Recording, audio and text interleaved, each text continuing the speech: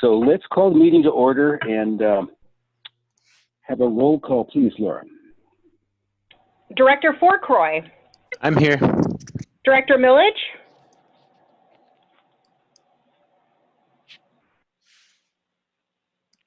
Vicki, can you unmute yourself? Yes, here I am. Thank you. Director Ohilsky. Present. Vice President Womack. Present. President Cesenia. I am here. Thank you all.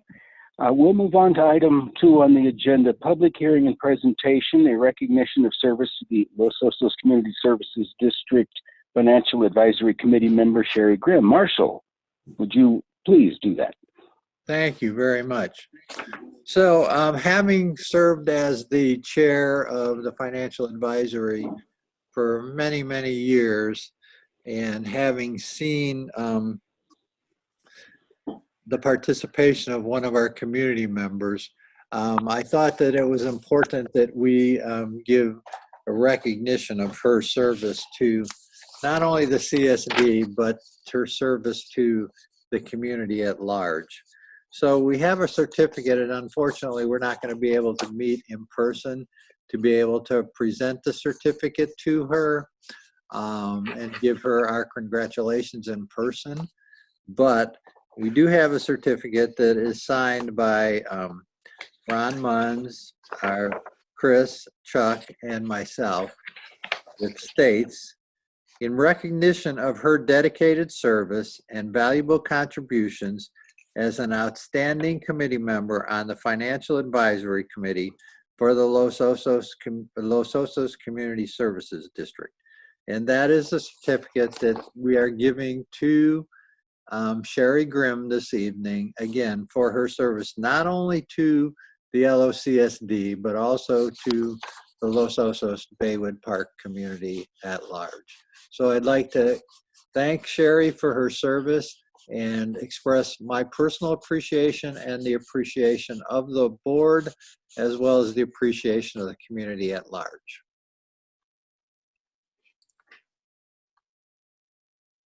Thank you, Marshall. Thank you, Marshall. That is so that important. They're the way the community really can talk easily to the board and without having to go to a microphone at a big meeting or anything, and appreciate everyone's service so much that helps us out with the committees, especially those who stick around for more than 1 year or so when they find out there's not a lot of glory in it, but it sure is good for the board to have good committee people. Thank you. And if Sherry is in the meeting and she raised her hand and would like to speak. Would you like me to unmute her? Sure, yes. Sherry, you just have to unmute yourself and you can speak. Hey, I think I'm unmuted. Yes, you are. Okay. I just wanted to thank the board. I have really enjoyed serving on the Finance Advisory Committee. It's been a real experience. It's been interesting. It's been educational. It's allowed me to be even more of a contributor to our community. And I hope that people will apply for this position. I hope you're able to find a really good community member to serve on this committee. It's a great committee to be a part of. Lots of good people on this committee. Thank you both, Marshall and Chuck, for your kind words. It means a great deal to me, and I very much appreciate it. Thank you. Can I add a word? This is Ron. You know, I want to say from a staff perspective how much Sherry has meant both to, myself in the short tenure I've been here, but to the past general managers and staff. So thank you, Sherry, very much for that contribution. Okay, and with that, we will move on to item 2B, a public hearing to adopt proposed fiscal year 2020/2021 budget. Take it away, Mr. Munns. All right, thank you, Mr. President, members of the board. What we have in front of you tonight is the final 2020-21 budget. for your review and adoption. Before I get started, I'd really like to thank our staff. This was really a team effort this year. Everyone contributed to the data that we collected, the numbers that we compiled. So I want to send out a special thanks to our staff. And I also want to thank CAL FIRE, the cooperation we had with them, with their staff, and especially in their transition, the timeliness of getting information to us. So I want to thank CAL FIRE as well. This year's budget, we tried to design one that was reader friendly, just to assist people trying to understand the district's financial health and fiscal priorities for this upcoming fiscal year. We tried to continue, or we did continue to implement the district's reserve policies. So we had sustainable operations to sustain our operations and programs. And we also made it consistent with the work plans for each committee. Next slide, please. Thank you. Just kind of a quick recap of where we've been to get to tonight. We took this in front of the Finance Advisory Committee back on May 4th. The Board of Directors weighed in on May 7th, and we've incorporated the comments from both the Finance Committee, the Board, and the Utilities Advisory Committee, which we met with on May 20th. We had one more shot with comments from the Finance Advisory Committee on June 1st, and here we are tonight. So what has changed since May 7th? I'll briefly go through each fund and highlight what changes have been made since you last saw the budget. Of course, we had a long conversation about the Zone A property tax allocation. This is what was decided by your board at our last meeting, and this has been incorporated into the revenues for each budget. Next slide, please. In administration, we had one major change that came in after May 7th, and that was the cost for the upcoming election, which is estimated at $20,000. This was after an email conversation with the clerk recorder's office. They did indicate that they estimate high, and it's really based on how many jurisdictions and agencies are running elections in November. So that number could come down, but we didn't incorporate what their estimated cost was. Other than that, the major requests and the impacts to budget remained the same. Next slide. We had no changes to the Bay Ridge. As you recall, we're requesting a major decrease in this budget, which will equate into a lower property tax assessment for the Bay Ridge neighborhood. Next slide. Fire, we had a couple of things. Of course, we had the Zone A allocation that went up, which was a good thing. They had omitted a planned or a scheduled purchase of a utilities truck for this upcoming fiscal year. So that's $69,000 that was added into their capital outlay or their fleet replacement line item. And of course, we increased the cost of the new fire truck, which was on our last agenda as well, which increased by about $17,000. Otherwise, all the other requests and impacts were identified on the May 7th prelim budget. Next slide. Vista de Oro, we had no changes. Again, this budget is remaining relatively the same. It has an interfund loan it needs to pay back to Fund 500, which is scheduled to be paid off by June 2020. Water fund, we saw a decrease in the Zone A allocation, which we were able to absorb because of our cash and fund balance and reserves. Otherwise, nothing changed. Most of that, the increase in budget there was in salary and wages, the shared cost of the admin clerk position salary, and the other capital improvement projects and accrued liabilities for retirements. Wastewater, we had to include a cost from US Bank. It's a paying agent fee, which isn't that much, but that wasn't in the last round for the Wastewater Fund 600. Drainage, we saw no changes. As we identified last time, they did see an increase in their capital outlay budget, to support the SCADA project, which experienced an estimated cost increase as identified in our capital project plan. And then finally, Parks and Rec, we saw an increase in the Zone 8 allocation. Otherwise, no significant changes there. And with that, that's the end of my presentation, but more than happy to answer any questions that you may have.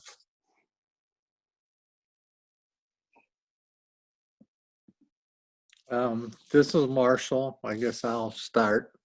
Can everybody hear me? Yes. Yes. Okay.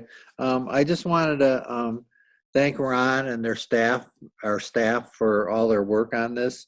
As the Financial Advisory Committee has said, that it's very, very clear and straightforward and much, much more understandable than budgets that we've gotten in previous years. So the Financial Advisory Committee did make that comment, and they did unanimously recommend that their meeting on Monday that the board go ahead and adopt the final budget. So that's all I have to say. Thank you, Marshall. Any other comments from board members at this time? Yeah, this is Before Matthew. we go to public comment. Yes, Matthew. Yeah, I just have a quick question.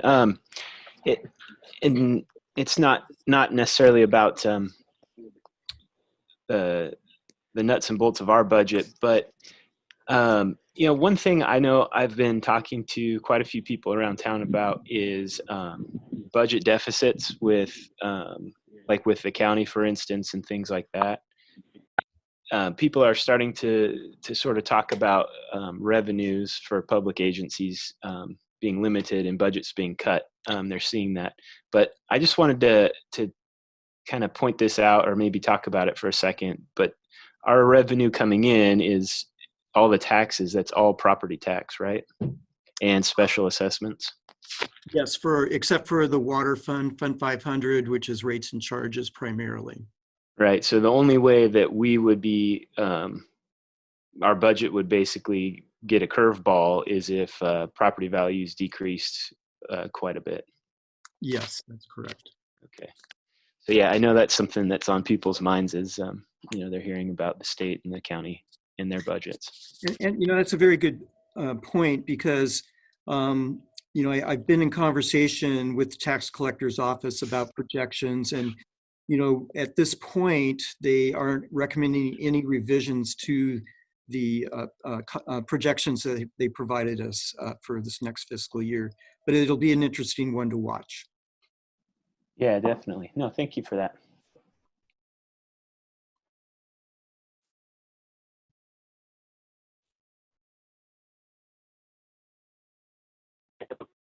To say thank you to Ron and staff too, because this is our regularly scheduled June meeting. Budget's due by July 1st. We don't even need a special meeting later in the month. We're already ready to approve it. I like that. So we'll go to public comment. The proposed budget. If you would like to make a public comment and you're on your phone, please dial *9. If you're on your computer, please press raise your hand. All right, Julie, you're able to speak. Good evening, I'm Julie Tacker, and I wanted to compliment the community on the fire fund and this ability through the transfer of the Zone A money to help make cash purchases of vehicles.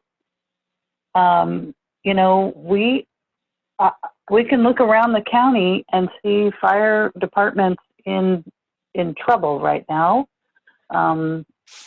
Lot of noise about that, and because of the relationship that we have with CAL FIRE, and then some wise moves with the money, most recently with this adjustment in the property tax. I appreciate that. Look forward to more in the future, but I just wanted to really compliment all of us for not being leasing. A lot of fire companies are leasing equipment, leasing trucks, lease to purchase, that kind of thing. And this is incredible that we can acquire this much money to be able to make cash purchases for those very, very expensive vehicles. So good job, everybody. If you'd like to make a public comment, please dial *9 if you're on your phone, or raise your hand. There's no other public comment at this time.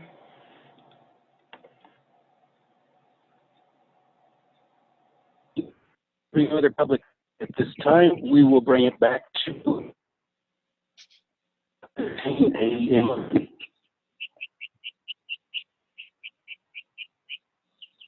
I'll go ahead and make a motion that the board adopt resolution 2020-06 approving the fiscal year 2020/2021 final budget. I'll second that motion.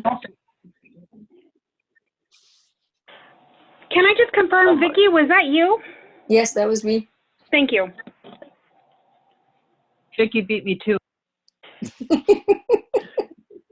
We don't need a roll call vote on this, I don't believe. Yes, we do, because it is a resolution. Oh, yes, it is. There we go. So Please. President Sasania, if I might, this is Jeff. With Zoom, we need a roll call vote on every item. Oh, Director Ohilsky, Yes. Director Millage, Yes. Director Fourcroy, Yes. Vice President Womack, Yes. President Sasenia. yes. Excellent. Thanks, everyone. That was just nice to have done. We'll move on to item 3, public comment for items not on the agenda. If you would like to make a public comment on an item not on the agenda, please raise your hand if you're on your computer, or please dial *9 if you're on your phone. Again, that's raise your hand or dial *9.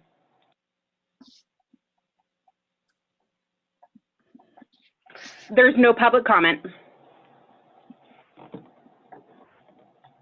Okay, with that, we'll bring it back to the board and look at administrative and committee reports. And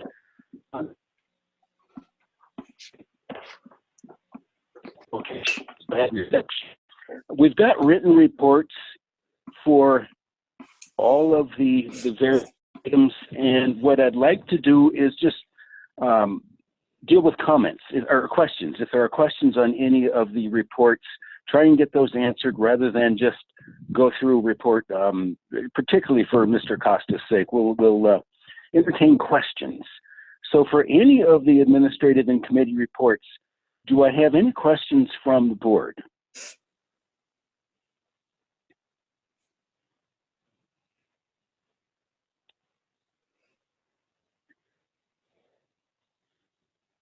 Okay, I'm not hearing anything. I hope you can hear me. Yes, we can hear you. Okay. One thing I do want to point out is LOCAC. They've gone uptown. We've got a website that looks really good and exciting, and I'm encouraged by that. I'm excited to see another information source for the community that's coming around and be more readily available. That's good. So at this time, we'll go to public comment for items on the administrative and committee reports and the consent agenda. If you would like to make a public comment and you're on your phone, please. Oh, This is Marshall. Hey, Chuck, you have to ask if anybody wants to pull an item first. That's the proper order, Marshall. Anyone want to pull anything from the consent agenda? Okay, with that, we'll go to public comment. Sorry to interrupt, but it just... No. no problem. If you would like to make a public comment and you're on your phone, please dial *9. If you're on your computer, please raise your hand.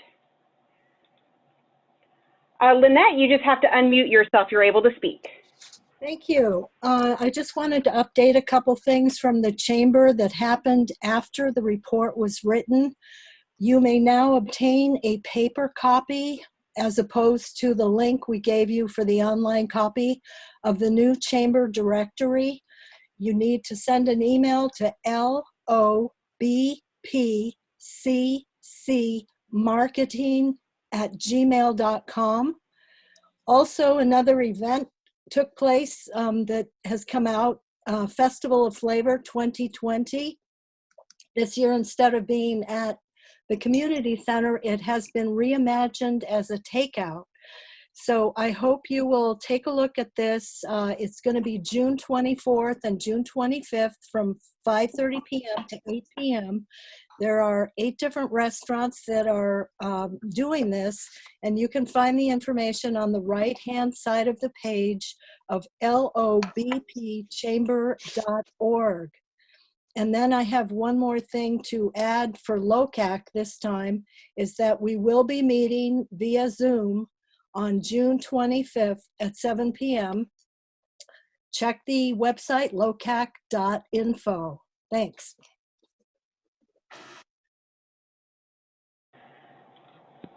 Okay, Julie, you're able to speak. Good evening again, Julie Tacker, and I'm going to again voice my concern over the use of the Palisades well. You know, we've started to see some improvement with seawater intrusion. Imagine if we weren't continuing to draw as heavily on Palisades. We might see even better results.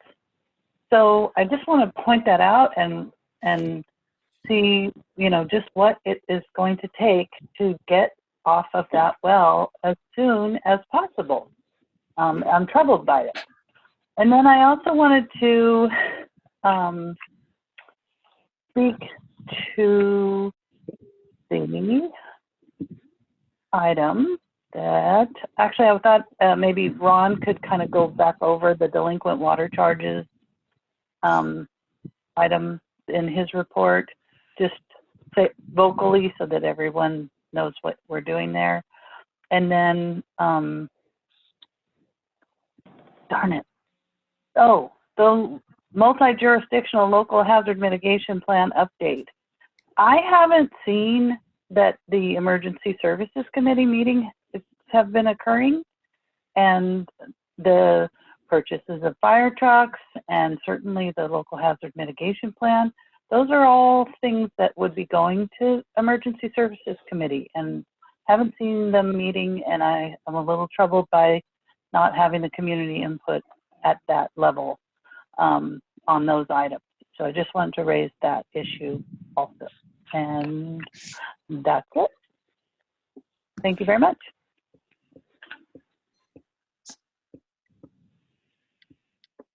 There's no other public comment at this time. Excuse me, President Cesenia. I did see in the chat portion from Mr. Paul Province, there may be a desire to make a comment. Chat. Okay. I'm having difficulty with a microphone on the computer. Paul, I just made it where you can speak. Can you hear me? Yes, we can. Okay. Yes. I was just in case I needed to say something on the report. It's my first meeting, so. Well, welcome. We appreciate you chiming in and being here with us. We have another public comment, I guess, first. Let's make sure of that. If you would like to make a public comment, please dial *9 or raise your hand. There's no other public comment. Okay, with that, we'll bring it back to the board. And I would like to say, yeah, I'm in favor of maybe looking at quarterly ESAC meetings, that kind of thing. We've got a kind of a fresh start with CAL FIRE here, and I would like to further that relationship, and just the dialogue goes both ways, and that we can help them wherever we can. So I'm amenable to considering that. And then Mr. Munns, I did mean to have you give us your general manager's report, so maybe you could go back and address Julie's item. I believe, yes, thank you. I believe Julie's item was 6I on the various assessments, and basically, and also on delinquent water accounts that we're setting a public hearing for those for a July 2nd meeting. I can go back and review, hang on here, my general manager's report. Um, the main things on my report this time, excuse me, around is as we continue down the COVID-19 response, we're starting to have staff discussions on reopening the office and what that means and what precautions we'll need to take. I was on a call with other general managers Wednesday, and the only other special district opened to the public right now that we're aware of is Templeton. It's on a limited basis, but we are gearing up to open our office again. We did have a request to agendize a letter to the National Oceanic and Atmospheric Administration supporting the designation of coastal waters off the Central Coast as National Marine Sanctuary. This came in kind of right when we were finalizing the agenda, so we weren't able to put it on. And it is my understanding also, since this would be kind of outside our purview, the board might be reluctant to do it anyway, but the public or board members as individuals who wish to comment, the deadline's coming up on June 15th. If you recall, at the last board meeting, Director Womack inquired about assessment of late fees and charges. If we were seeing an increase, we went back. Alicia's been running aging reports, and based on when our agenda was even go to print, in that table in my report kind of summarizes what we have foregone. That's revenue we haven't collected. It really, at this point in time, isn't that different from the previous 3 months. So we haven't seen a significant increase, though I was just talking to Alicia before she left tonight, and I believe her comment was that it's gone up some for the most recent bills that would have become delinquent. But I'll keep the board updated as we get more information on that, since it is lost revenue for us. And then finally, I did have a chance to meet with Paul, our new chief. I'm really excited to work with him. He has a great background. Kind of to go to the point about ESAC, we've had discussions before Paul came in with John Owens. Had a talk with Paul and John Owens about bringing ESAC back, and we're definitely going to do it. We just need to get Paul settled in and then work on agenda items and how we're going to work moving forward. And that's all I have. Thank you. Thank you very much. I think I'm unmuted. Yes, I'm looking forward to furthering that relationship as well. So with that, Wait, we will need... Chuck, I have a question Yes? about the Okay. utilities report. I don't know, Jose, is Jose here? Yes, he's on the call. I'm here. Okay, I just had a question that didn't make any sense to me. First of all, I was surprised to see that the water consumption, despite the stay at home and the quarantine, has gone down from last year to this year. That was kind of surprising to me. But on the very, very first page, where it talks about production and runtime, what I don't understand is our production in 2020 is 12.96, whereas in 2019 it was 14.22. But then if you look at the runtime, in 2020 it's 1,391.9, and in 2019 it was 840.6. So the runtime has gone up basically 50%, but the production has gone down. So why did the runtime almost go up 50%, but the production was reduced? That's what I don't understand.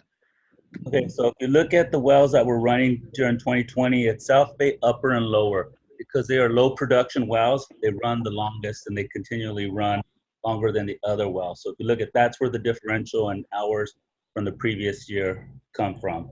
Okay, so it's the production, it's not tied to production from the well, it's tied to the time, and some of the wells produce at a much slower rate. Exactly. Thank you for that clarification. You're welcome.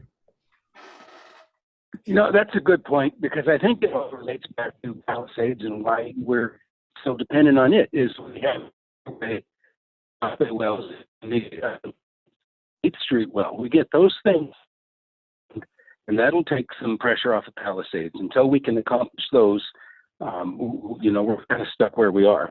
And I think I was for Jose there, but it seems to me kind of where we're at. And correct me if I'm.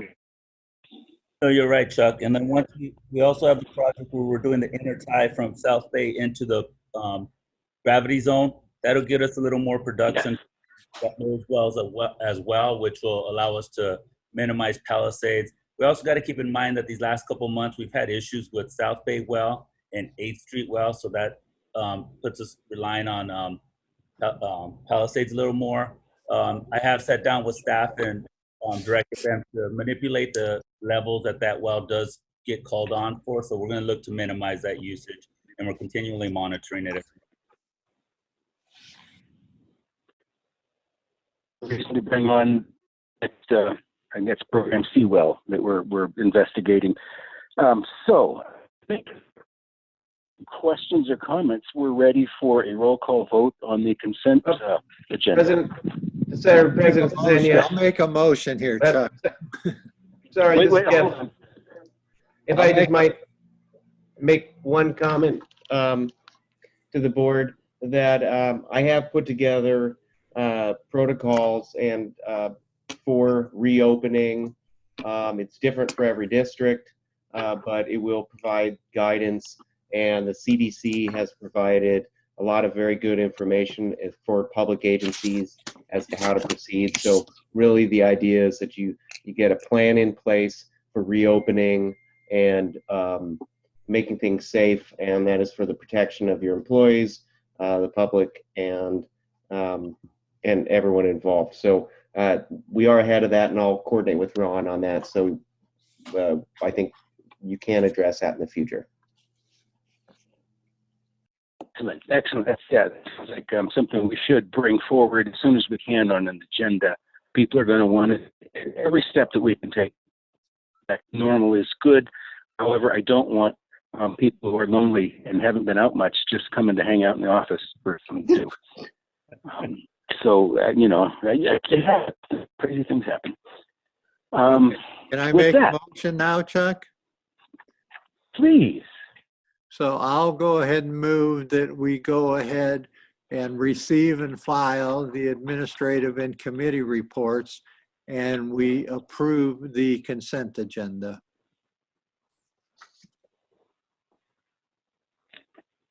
There's a second I'll out second there that. somewhere. This is Chris Womack. Thank you, Chris. Go ahead, Laura. For the roll call, Director Ohulski, Yes. Vice President Womack, Yes. Director Fourcroy, Yes. Director Millage, Yes. President Sesenia. Yes. Okay, with that, we'll move on to item 8. It looks like that looks like a good agenda item for the future. Does anyone have anything else? I'm sorry, I didn't hear what you said, Chuck. You were breaking up. Could you maybe repeat what you said? Mentioned that the earlier we can get a reopening COVID-19 plan out on the agenda, the better it be. And I asked if anyone else had future agenda items.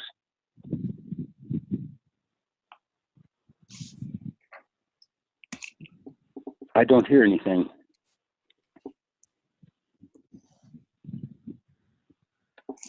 I'm not muted, am I? Oh, you're good. Nobody has anything Okay. to say. Well, with that, I'm good. Then we will adjourn and reconvene. I had a closing board comment. You missed that next item on the agenda. I'm sorry. Okay. What is it? Well, I just wanted to, again, thank Sherry for her service and just ask anybody that's interested in serving on the Financial Advisor Committee that they do go ahead and file the application form with the district.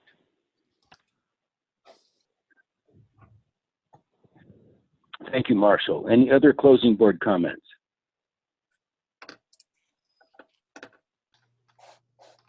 Okay, now we will adjourn the meeting. Thank you all. Thank you, everybody. Thank you, Thank everyone. you. Thank